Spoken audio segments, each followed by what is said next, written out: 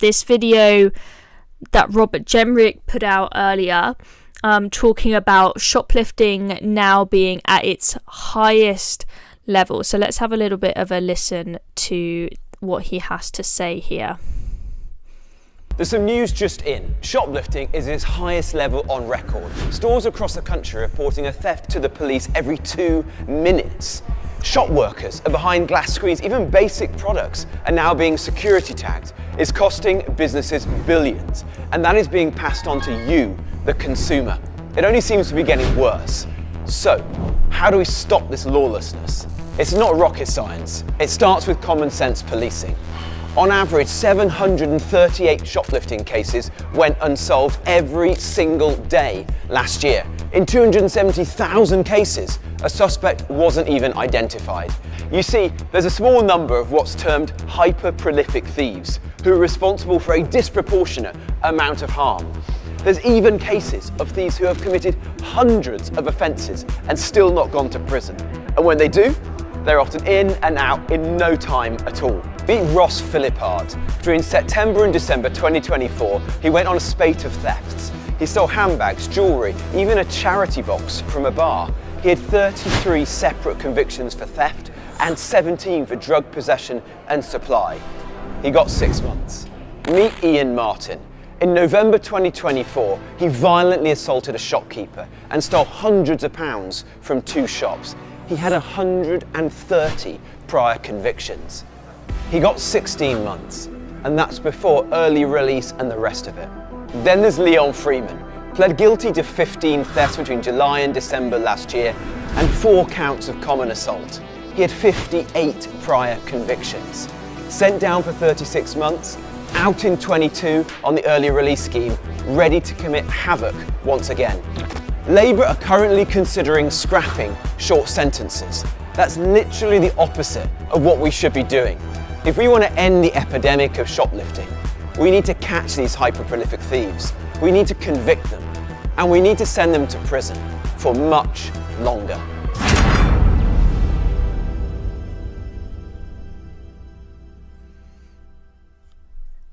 So there we go. So we've had that video put out by Robert Jenrick. Some quite shocking examples there of how shoplifting has been able to just completely run rife in this country. I feel like a lot of people are feeling really frustrated about the fact that they are paying, huge amounts of money in tax. The tax bill just seems to keep on going up. Yet do we get better public services, better policing, safer streets, better NHS?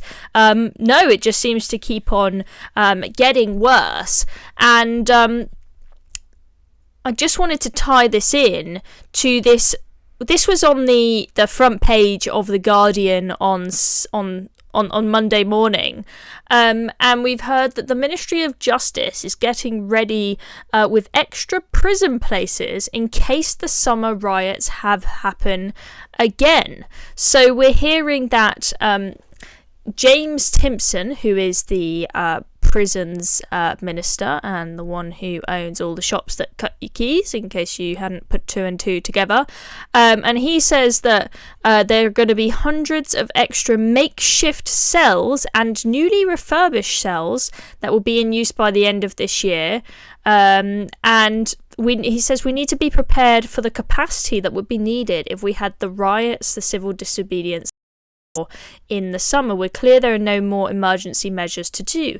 We just need to make sure we use all the operational levers we have. And this to me just, I don't know what you guys think, but this to me just sort of reeks of two-tier justice and a country that doesn't have its priorities straight.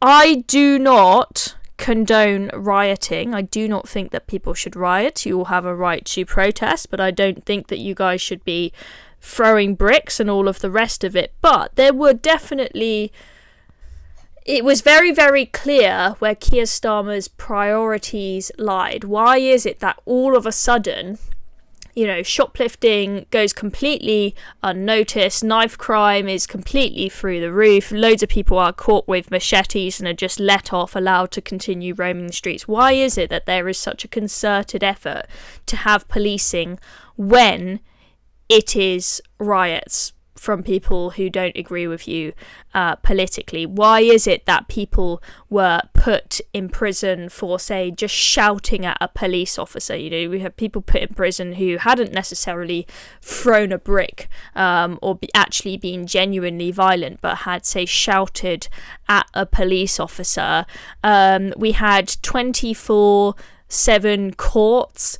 You've got other people who wait for their sentencing for far more serious crimes and wait ages and ages to be sentenced. Yet apparently, when it comes to riots, and when it comes to people writing naughty tweets, it is such a pressing matter that we need to have 24/7 courts. And now apparently we need to have, loads of extra emergency prison cells. And this is when, we had Keir Starmer over the summer, whilst he was making space for... Oh, Nicholas has disappeared again. When he was making space for... when Keir Starmer was making space for people who had written naughty social media posts, we had people being let out of prison early who were... Oh, Nicholas has disappeared again. Who were, some of them were, rapists, murderers, dodgy individuals. It just feels like the priorities aren't straight. I mean, Connie, what do you think of this? Do you think that Keir Starmer doesn't recognise how much of a concern shoplifting is to the people of this country, or do you think that Robert Jenrick is making a story out of nothing and actually shoplifting should really be bottom of the list when it comes to the prioritisation of police resources?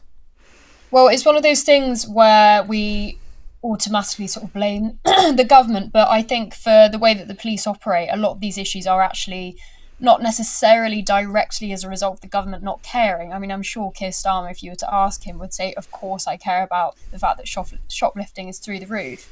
But I worked in a Sainsbury's a couple of summers ago, and there had been security guards, because it was a Sainsbury's that had loads of people shoplifting quite regularly, and there had been security guards, policemen on the door, and when...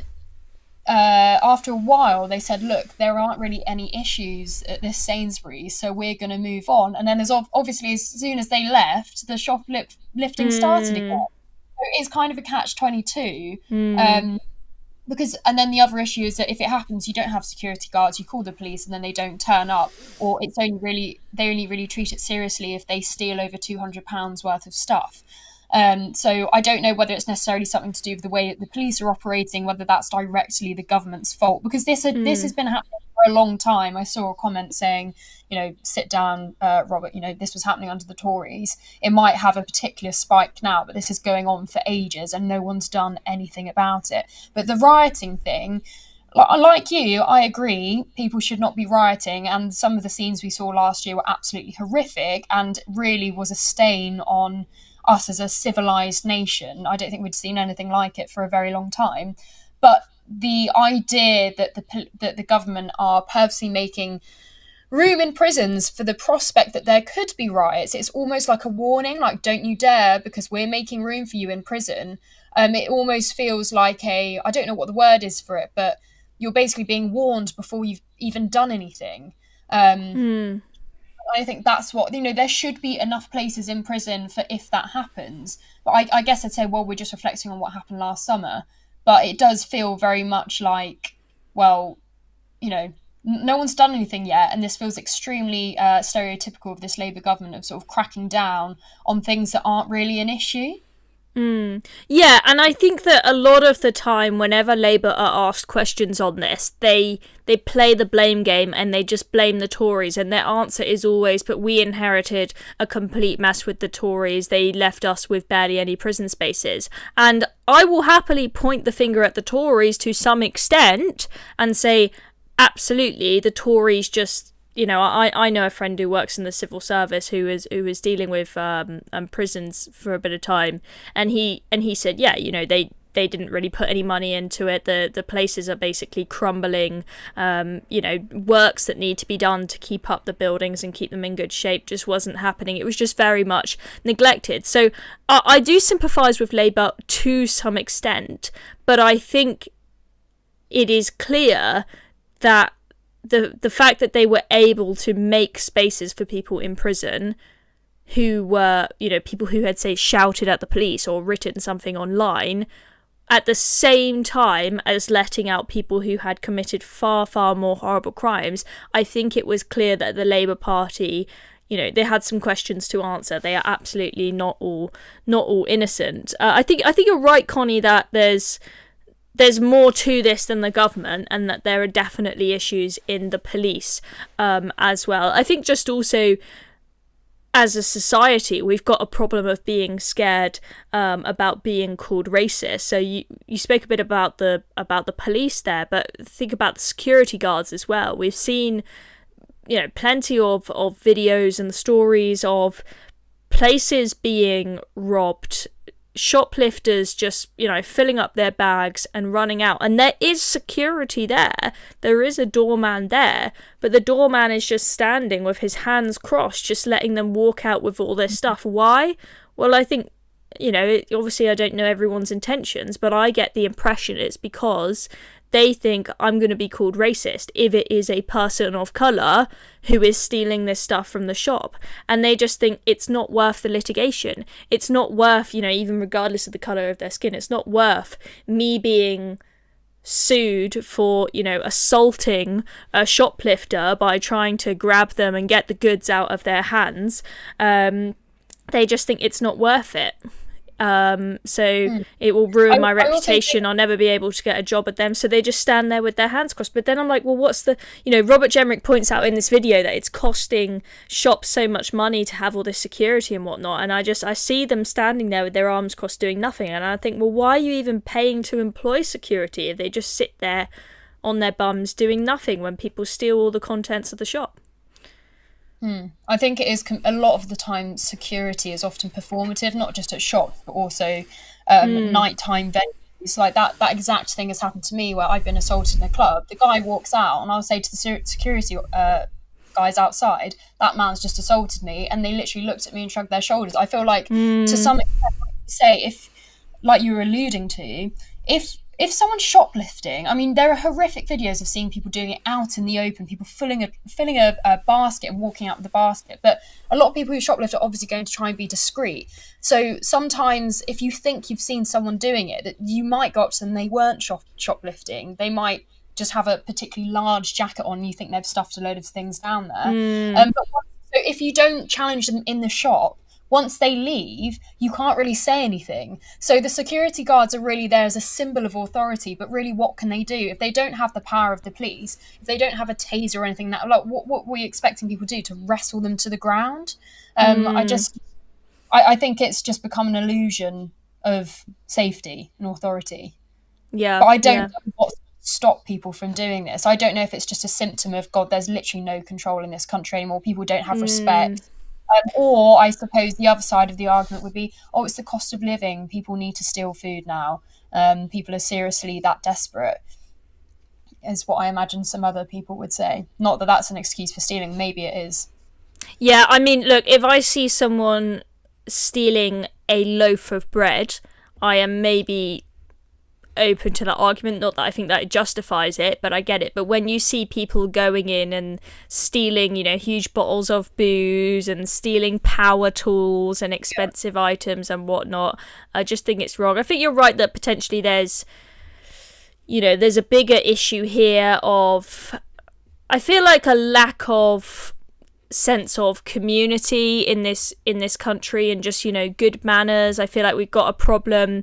There's another story out today about teachers receiving more violent threats from students in the classroom. It feels like people just aren't really being parented properly anymore.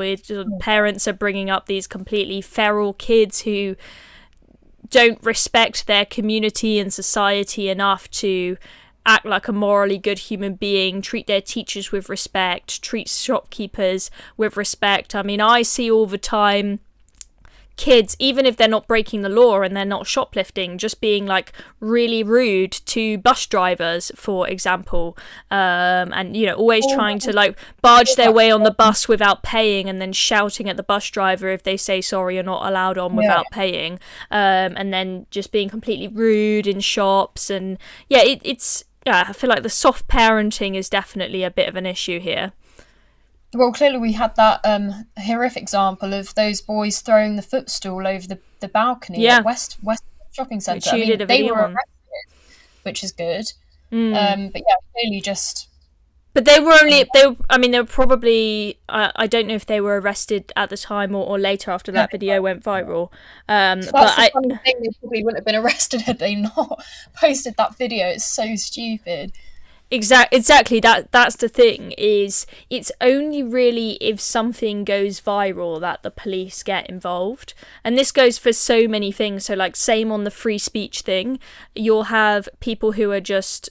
We spoke about this last time. Alison Pearson was able to kick up a big fuss online and make her story go viral, and the police then dropped the case against her. But you've got plenty of other people who don't have a platform, who weren't able to stop the police from investigating them for tweets. I mean, that's a case of getting the police to go away, but there are plenty of other cases where the police will only go after someone. You try and report a crime if you actually get it to go viral. I mean, there's another story today about how phone theft in London is reaching an all-time high. I mean, it's not really news, we all know it, but I think there's a new stat out saying a phone gets stolen every 6 minutes in London. And that's a perfect example of where you go to the police and they just say, no, can't be bothered, go away, not interested.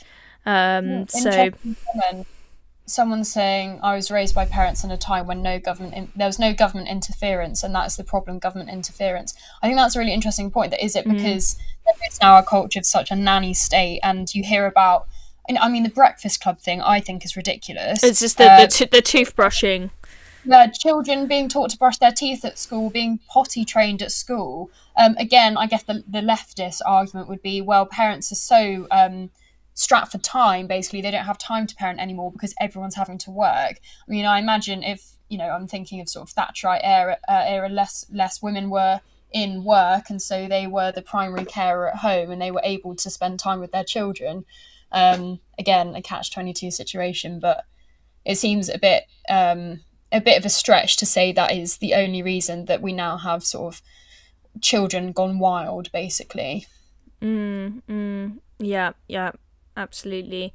I think that is part of it, but just a general culture of not being tough on kids anymore. I do not think that you should beat your kids. I'm absolutely against that, but I do think it is the case that positive reinforcement is generally better than negative reinforcement in terms of guiding people's behaviour. But I do feel like kids just have a lack of respect for authority these days. They're not put in their place when they misbehave, and sad state of affairs.